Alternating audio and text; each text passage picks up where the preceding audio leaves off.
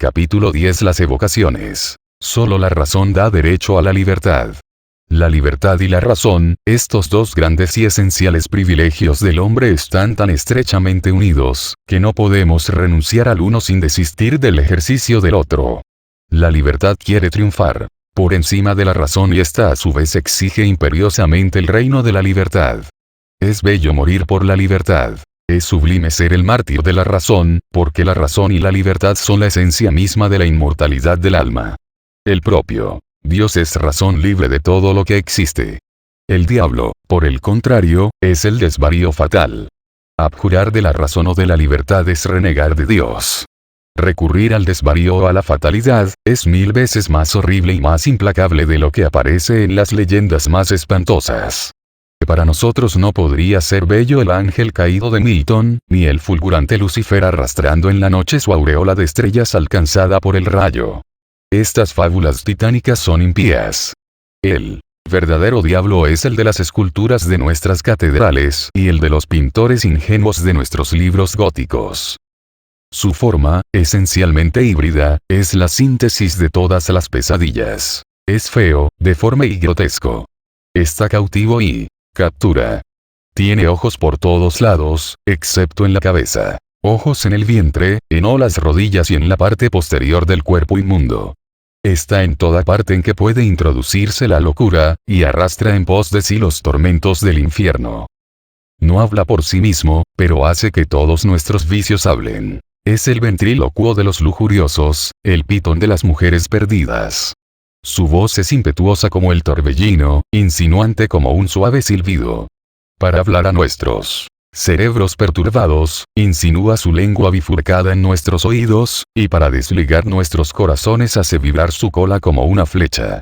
En nuestra cabeza mata la razón, en nuestro corazón envenena la libertad. Y hace siempre esto, necesariamente sin tregua y sin piedad, puesto que no es una persona, sino una fuerza ciega. Maldice, pero lo hace por intermedio de nosotros. Peca, pero también en nosotros. Somos nosotros los únicos responsables del mal que nos hace, pues él carece de libertad y de razón. Él es la bestia. San Juan lo repite con insistencia en su maravilloso Apocalipsis. Mas, ¿cómo comprender el Apocalipsis si no tenemos las llaves de la Santa Cábala? Una evocación es, pues, un llamado a la bestia y solo la bestia puede responder a ella. Añadiremos, que para hacer aparecer la bestia, es preciso formarla primero en sí, para después proyectarla afuera. Este secreto es el de todos los grimoríos, pero que solo expusieron de modo muy velado, los antiguos maestros. Para ver al diablo es necesario disfrazarse de diablo, y después mirarse en un espejo. He ahí el arcano en su simplicidad máxima y tal como se lo podría explicar a un niño. Diremos aún más, para los hombres, que en el misterio de los hechiceros, el disfraz se imprime al alma por el mediador astral, y que el espejo son las tinieblas animadas por el vértigo. Toda evocación sería vana si el hechicero no empezara por dañar su alma, sacrificando para siempre su libertad y su razón. Esto se comprenderá fácilmente. Para crear en nosotros la bestia hay que matar al hombre, lo cual se representa por medio del sacrificio previo de una criatura y, mejor aún, por la profanación de una hostia. El hombre que se decide a una evocación es un miserable que la razón tortura y que quiere aumentar en sí mismo el apetito bestial, a fin de crear en él un foco magnético dotado de una influencia fatal. Es que quiere él mismo hacerse desvarío y fatalidad. Quiere ser un imán descentrado y malo, para atraer hacia sí mismo los vicios y el oro que los alimenta. Es el crimen más terrible que la imaginación pueda soñar. Es la violación de la naturaleza. Es un ultraje absoluto y directo a la divinidad. Pero también, felizmente, es algo en extremo difícil de poder realizar y la mayoría de los que lo intentaron han fracasado. Si un hombre lo suficientemente enérgico y perverso evocase al diablo en las condiciones exigidas, el diablo sería por él realizado, Dios vencido, y la naturaleza, consternada, sufriría el despotismo del mal. Dicen que un hombre se atrevió a este acto monstruoso y que llegó por él a ser papa. También refieren que en el lecho de muerte confesó haber envuelto en los lazos de la magia negra a toda la iglesia. Pero lo que hay en verdad, es que este papa era un sabio como Fausto, autor de varios inventos admirables. Ya Nos hemos ocupado de él en nuestras anteriores obras. Más lo que probaría, siguiendo la misma leyenda, que nunca evocó al diablo, o más bien dicho, que él no fue el diablo, es que se arrepintió en la hora postrera. Pues el diablo no se arrepiente. La causa de la mediocridad de la mayoría de los hombres es que son incompletos. Los hombres de bien hacen a las veces el mal, y los malvados, en ocasiones también se desvían hasta querer hacer algún bien. Los pecados contra Dios enflaquecen la fuerza de Dios, y los pecados contra el diablo, hablo de los buenos deseos y buenas acciones, enervan la fuerza de éste. Para ejercer un poder excepcional, sea arriba, abajo, a la derecha o a la izquierda, hace falta ser un hombre completo. El temor y el remordimiento de los criminales son cosas que provienen del bien, y esa es la causa por la cual ellos se traicionan. Para tener éxito en el mal hay que ser absolutamente malo. Es por esto que Mandrín confesaba a sus bandidos y les imponía el asesinato de una criatura, como penitencia, si se acusaban de haber sentido alguna piedad. En Nerón había algo de bueno. Era artista, y eso lo perdió. Se alejó y mató por su despecho de músico despreciado. Si solo hubiese sido emperador, habría quemado Roma por segunda vez y no cedido el lugar al Senado y a Vindex. El pueblo habría estado a su favor. Para que los pretorianos lo aclamaran de nuevo le bastaba una lluvia de oro. El suicidio de Nerón solo fue una afección de artista. Convertirse en Satán sería un triunfo incompleto para la perversidad del hombre, si al mismo tiempo no logra volverse inmortal. Prometeo puede sufrir mucho. En su peñasco. Sabe que su cadena será rota un día y que destronará a Júpiter. Pero para ser Prometeo hay que haber robado el fuego del cielo y aún estamos en el fuego del infierno. El sueño de Satán no es el de Prometeo. Si un ángel rebelde hubiese podido robar ese fuego del cielo, que es el secreto divino de la vida, habría llegado a ser Dios mismo.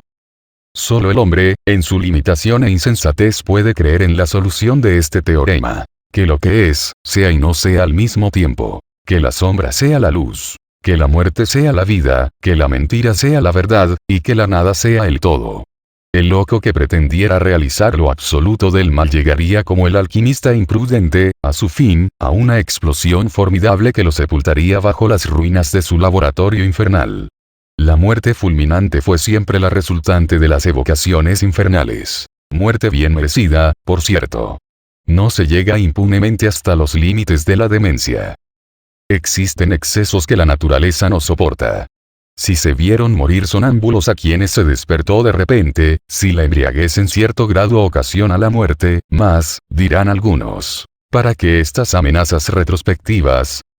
¿Quién en nuestro siglo piensa hacer evocaciones con los ritos del grimorio? Nada tenemos que responder a tal pregunta.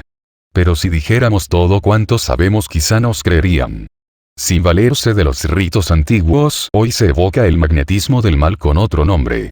Quedó dicho en el capítulo precedente, que una misa profanada con intenciones criminales es un insulto a Dios y un atentado del hombre contra su propia conciencia. Los oráculos consultados, sea el vértigo de un alucinado, el movimiento convulsivo de las cosas inertes magnetizadas al acaso, son también evocaciones infernales, porque son actos que tienden a subordinar la libertad y la razón a la fatalidad. Es verdad que los operadores de este aspecto de la magia negra son por lo común inocentes, por ignorancia. Hacen el llamado a la bestia, aunque no es este engendro feroz el que quieren esclavizar a su deseo.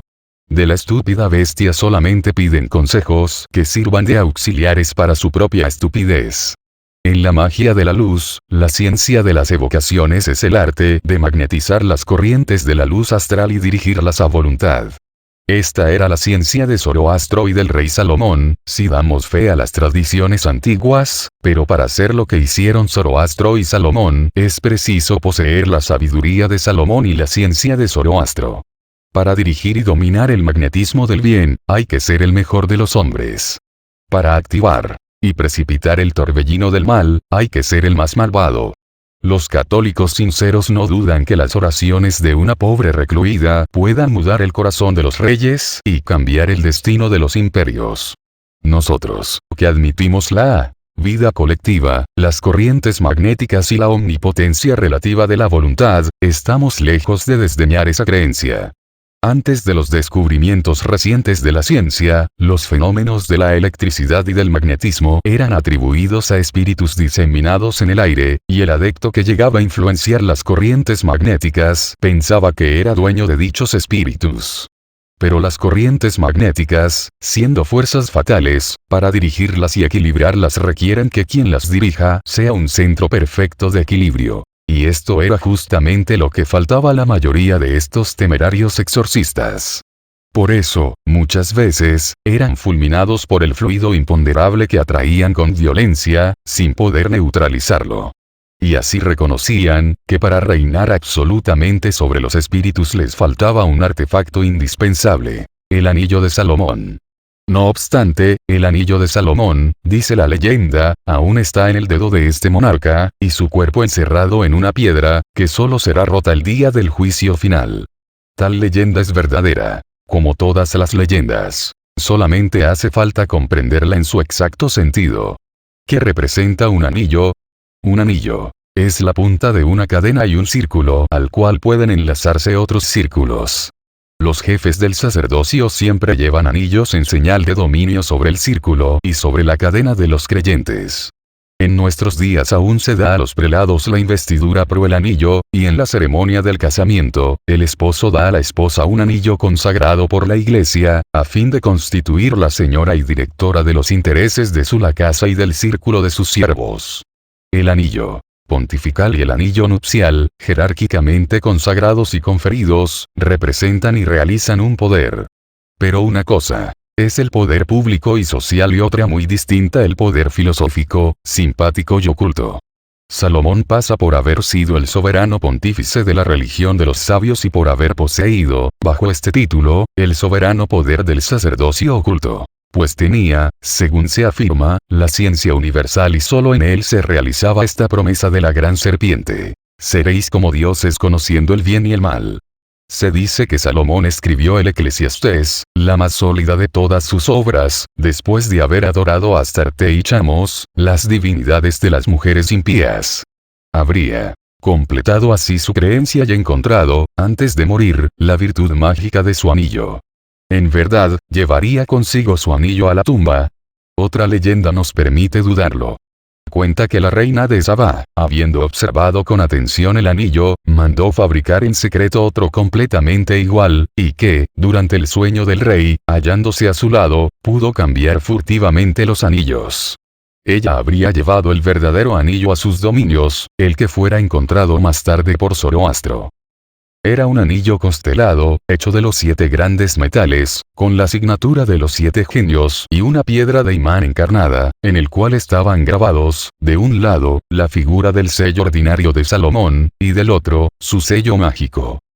Los lectores de nuestras obras comprenderán esta alegoría.